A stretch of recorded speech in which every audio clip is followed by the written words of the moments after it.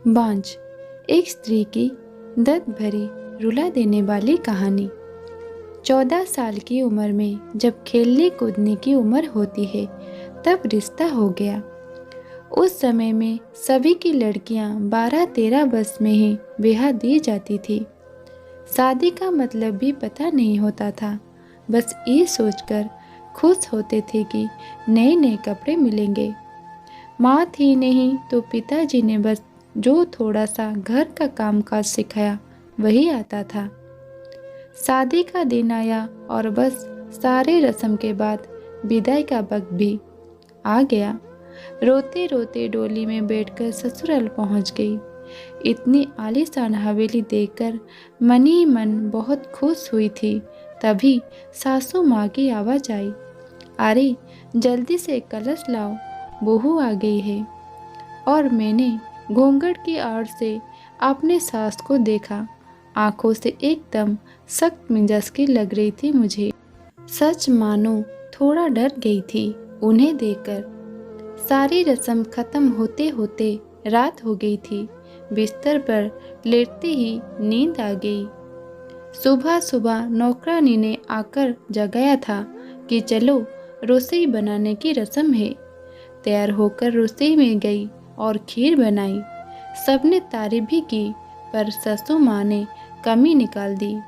साथ ही साथ हिदायत भी दे दी कि अब बचपन छोड़कर कुछ काम का सीख लो। 15 दिन बाद मेरे पति को भी हॉस्टल जाना था क्योंकि वो तब बीए कर रहे थे। खैर अमर भी हॉस्टल चले गए और मैं अकेले रह गई अपने सास और ससुर के साथ। पढ़ती बीच बीच में अमर चिट्ठी लिखते थे, पर पहले सासू माँ थी, बाद में मेरे पास आती थी। उम्र कम होने की वजह से इतना फर्क नहीं पड़ता था। मेरे अकेलेपन का साथी था आम का पेड़। हाँ, वही आम का पेड़ जो हवेली के पीछे के आंगन में लगा था। उस आम के पेड़ के नीचे एक कच्ची मिट्टी का कमरा भी बना हुआ था, पर वो पेड़ फल नहीं देता था। इसीलिए सारे हवेली वाले उस पेड़ को बांझ कहते थे, पर मुझे ना जाने क्यों उस पेड़ से बहुत प्यार था। जब काम से निवृत्त होकर कुछ फुर्सत के पल मिलते थे तो एक वही पेड़ मेरा साथी होता था। उसको देखते हुए मैं अपने सारी थकान भूल जाती थी। 2 साल बीत गए और मैं 16 की हो गई। अमर की भी स्नातक की पढ़ाई पूरी हो गई थी। आज अमर वापस आ रहे थे। सासू माँ सुबह से ही तैयार में लग गई थी। खुद ही रसोई में जाकर सारा जायजा ले रही थी। मैं भी बहुत खुश थी कि अब मुझे अकेले नहीं रहना पड़ेगा। 16 श्रृंगार के साथ मैं पूर्ण स्त्री की तरह महसूस कर रही थी। आज मांग का सिंदूर कुछ अलग ही ललिमा लिए हुए था। शायद वो ललिमा मेरे चेहरे पर भी दिख रही थी। तभी तो मेरे सास ने मुझसे कहा कि जा अपनी नज़र उतार ले, अमर आ गए हैं। हवेली की हलचल से पता चल गया था। मुझे खाने पीने से निवृत्त होकर सब आराम करने चले गए। अमर भी कमरे में आ गए थे और मैं बस शर्म से लाल हुई जा रही थी। तभी अमर ने मुझे तोहफा दिया, एक सुंदर लाल साड़ी। पर मेरे लिए तो अमर का वापस आना ही सबसे बड़ा तोहफा था। हमने ढेर सारी बातें की, जिसमें कुछ शिकायत थी, कुछ प्यार। समय बीतता गया और 2 साल कैसे बीत गए पता ही नहीं चला। अमर और मैं एक दूसरे के साथ बहुत खुश थे। एक दिन अचानक पता चला कि मेरे पिताजी बहुत बीमार हैं। अमर मुझे लेकर तुरंत रवाना हो गए। पिताजी मुझे देखकर बहुत खुश हुए, जैसे मेरे लिए ही अपनी सासों को रोका हुआ था। और फिर मुझे अमर के हवाले करके वो इस दुनिया से चले गए। भीगी आंखों से अपने पिताजी को विदा किया। अब मेरा सब कुछ अमर और उसका परिवार ही था। समय गुजरता गया और अमर ने अपने लॉ की पढ़ाई भी पूरी कर ली और अब वो सरकारी वकील कहलाने लगे थे। पर भगवान ने मुझे अभी संतान सुख नहीं दिया था। अभी तो सासू माँ दबी जुबान में बोलती थी, पर धीरे धीरे उन्होंने अपना रुख कड़ा कर लिया। अमर बहुत व्यस्त रहते थे अपने कामों में, सो वो मेरे पीछे सारा दिन पड़ी रहती। धीरे धीरे सारे गांव में ये बात फैल गई कि हवेली की बहू बांझ है। तीर की तरह चुभता था ये शब्द, पर कुछ कह नहीं पाती थी, सिर्फ आंसुओं से दिल हल्का करती थी। अमर मुझे दिलासा देते थे, पर लोगों का व्यवहार अंदर ही अंदर मुझे खोखला कर रहा था। अभी मेरी उम्र ही क्या थी, सिर्फ 19 साल, और लोगों ने मुझे बांझ बना दिया। बचपन से ही शरीर से दुबली पतली थी मैं। फिर माँ के मरने के बाद ठीक से पालन पोषण भी नहीं हो पाया था। एक दिन अमर जब दोपहर के खाने पर घर आया तो सासू माँ ने फरमान सुना दिया कि हम अमर की दूसरी शादी करेंगे। उफ, इतना बड़ा धोखा अमर कैसे दे सकते हैं मुझे? नहीं, ऐसा नहीं हो सकता है। बत्ती बुझा दो, मुझे सोना है। अमर, कुछ बात करनी है आपसे। थक गया हूँ मैं। धानी, मुझे सोने दो। अमर, क्या आप दूसरी शादी करेंगे? धानी, मैंने कहा ना, सोने दो मुझे। थक गया हूँ मैं तुम सब लोगों की चीख चीख सुनते सुनते। उधर माँ है और इधर तुम। परेशान हो गया हूँ मैं। मन करता है आत्महत्या कर लूँ। नहीं अमर, ऐसा मत कहिए। धानी ने अमर के मुंह पर हाथ रखते हुए कहा, आपके अलावा अब कौन है मेरा? धानी करबट लेकर सारी रात आंसू बहाती रही, और जब सुबह उठी तो एक टूटी हुई औरत बनकर, जो मजबूर होकर हर चीज़ से समझौता कर लेती है। सारी रात यही सोचती रही कि शायद अमर ने भी मौन स्वीकृति दे दी है दूसरी शादी के लिए। पर उसे ये कहाँ मालूम था कि उसकी माँ ने किस हद तक उसे मजबूर किया है दूसरी शादी के लिए। 1 महीने के अंदर ही अमर की दूसरी शादी गेंदा से हो गई। गेंदा अमर की माँ की दूसरी की रिश्तेदार की बेटी है। धानी अपना सामान उस पीछे वाले कमरे में रख ले। आज से गेंदा इस कमरे में रहेगी अमर के साथ। सासू माँ ने हाथ नचाते हुए कहा, कैसे छोड़ दूँ ये कमरा? नहीं, ये मेरा कमरा है, जिसे जहाँ जाना है जाए। पर फिर ख्याल आया कि जो ब्याह करके इस घर में लाया था, जब वही मेरा नहीं है तो ये कमरा कैसे मेरा हो सकता है? ऐसा सोचते हुए आंखों में आंसुओं का सैलाब उमड़ पड़ा। सिंदूर की डिब्बी और कुछ कपड़े लेकर उस कच्ची मिट्टी के कमरे की तरफ बढ़ गई। सामान एक कोने में रखकर खिड़की पर बैठ गई और उस आम के पेड़ को देखते निहारने लगी। इसे हुए उसको कुछ कम हो जाएगा, किस्मत कहूँ या कुछ और, कि आज मेरी हालत भी उस पेड़ की तरह हो गई है। अकेला बेचारा जैसे ये अभी तक अपने अस्तित्व को बचाने में सफल रहा है। क्या मैं इसकी तरह अड़िग और मजबूत रह सकूंगी, या फिर किसी कमजोर लता की तरह मुरझा जाऊंगी और अपना अस्तित्व खो दूंगी? नहीं, ऐसा नहीं होगा। मैं मजबूत रहूंगी। जब ये बेजुबान पेड़ सबसे लड़ सकता है तो मैं क्यों नहीं? अपने विचार श्रृंखला से बाहर आते ही मैंने अपने आप को संभाला और हर स्थिति से लड़ने के लिए तैयार किया। दिन गुजरते गए और मैंने घर के कामों में अपने आप को व्यस्त कर लिया। अपनी कोठरी के आसपास खूब सारे पेड़ लगाए और बाकी बचे हुए समय में उन पेड़ों की देखभाल करने लगी। साथ ही उस आम के पेड़ की खास देखभाल करती थी। गेंदा एक सुलझी हुई लड़की है। वो जब भी मुझसे बात करने के लिए आती, मेरी सासू माँ उसे बहाने से भुला लेती। अमर पहले से भी ज़्यादा व्यस्त रहने लगे थे। मुझसे बात तो करते थे, पर एक पश्चाताप हमेशा उनकी आंखों में दिखता था। शायद मेरी हालत देखकर बुरा लगता था उन्हें, पर माँ के खिलाफ जाने की हिम्मत नहीं जुटा पाते थे। गेंदा के दिन खुशी से गुजर रहे थे और मेरे दिन बस गुजर रहे थे। और देखते ही देखते वो दिन भी आ गया जब गेंदा ने खुशखबरी सुना दी कि वो माँ बनने वाली है। पूरी हवेली में त्योहार जैसा माहौल हो गया। सारे नौकरों में तोहफे बांटे जाने लगे।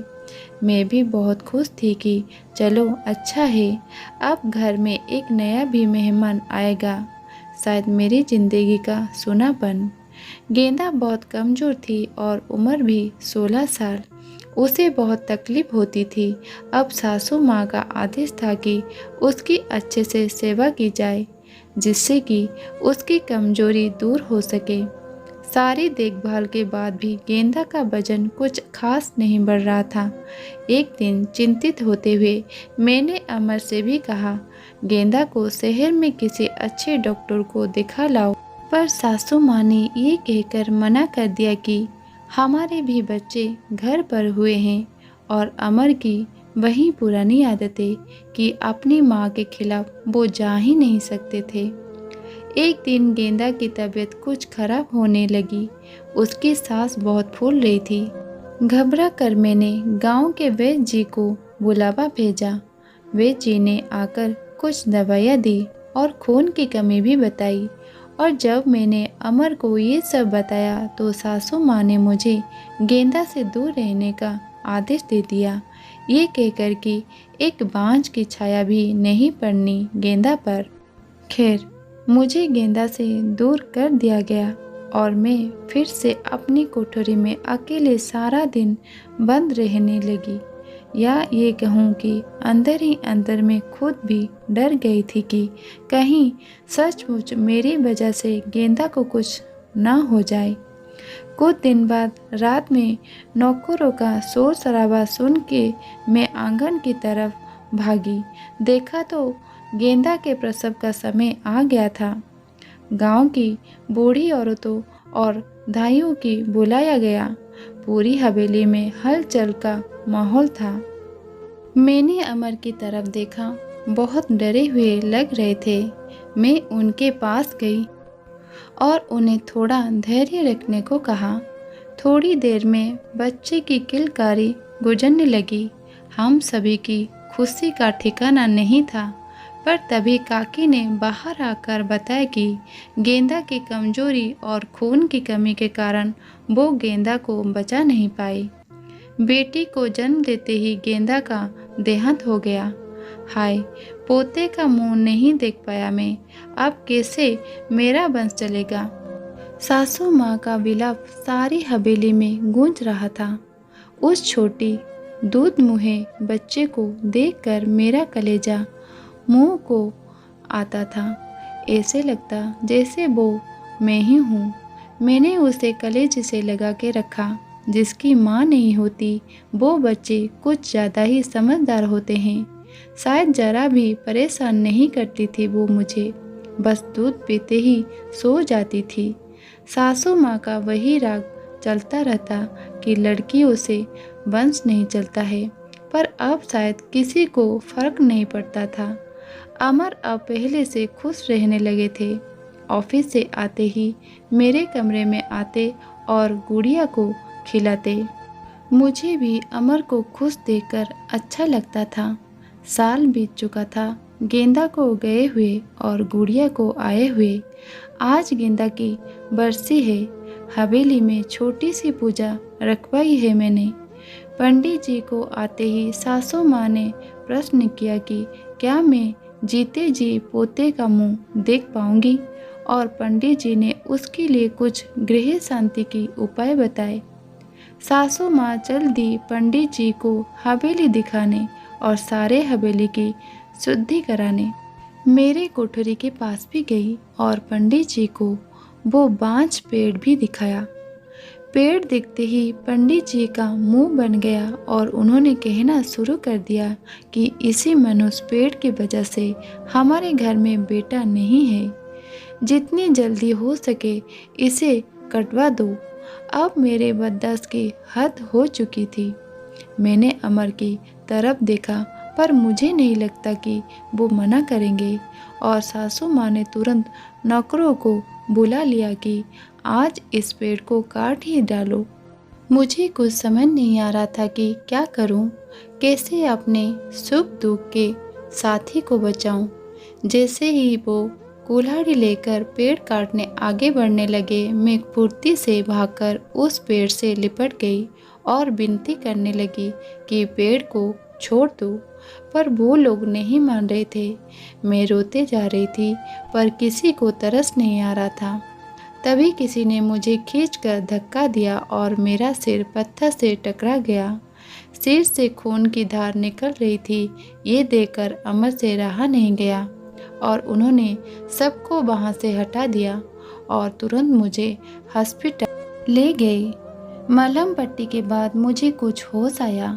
डॉक्टर साहिबा सामने खड़ी थी और अमर को कुछ समझा रही थी।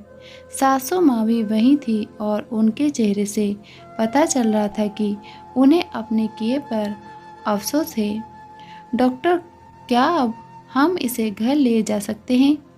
अमर ने पूछा। हाँ, अब आप इन्हें ले जा सकते हैं, पर ख्याल रखिएगा कि अब ऐसा दोबारा ना हो, क्योंकि ऐसी हालत में ऐसे गिरना ठीक नहीं होता है। ऐसी हालत? डॉक्टर, क्या हुआ है इसे? अमन ने घबराते हुए डॉक्टर से पूछा। अरे, आप लोगों को नहीं पता, अब ये माँ बनने वाली है, तो इनका अच्छे से ख्याल रखिएगा। ये सुनकर किसी को भी यकीन नहीं हुआ। सब बस एक दूसरे को देखे जा रहे थे और मैं तो बिल्कुल यकीन नहीं कर पा रही थी। सासू माँ की आंखों में पश्चाताप के आंसू थे। मेरे सर पर हाथ रखकर बस इतना ही कह सके कि मुझे माफ़ कर दो, और मैं मुस्कुराकर उनसे लिपट गई, जैसे मैं अपनी माँ से लिपटी हूँ। पूरे 9 महीने मेरी सासू माँ ने मेरा बहुत ख्याल रखा और मैंने उस पेड़ का। आज मेरी डिलीवरी होनी थी। सासू माँ समय से मुझे हॉस्पिटल ले गई ताकि जो गलती उन्होंने गेंदा के समय की थी वो अब ना हो। बधाई हो, आपको पोता हुआ है।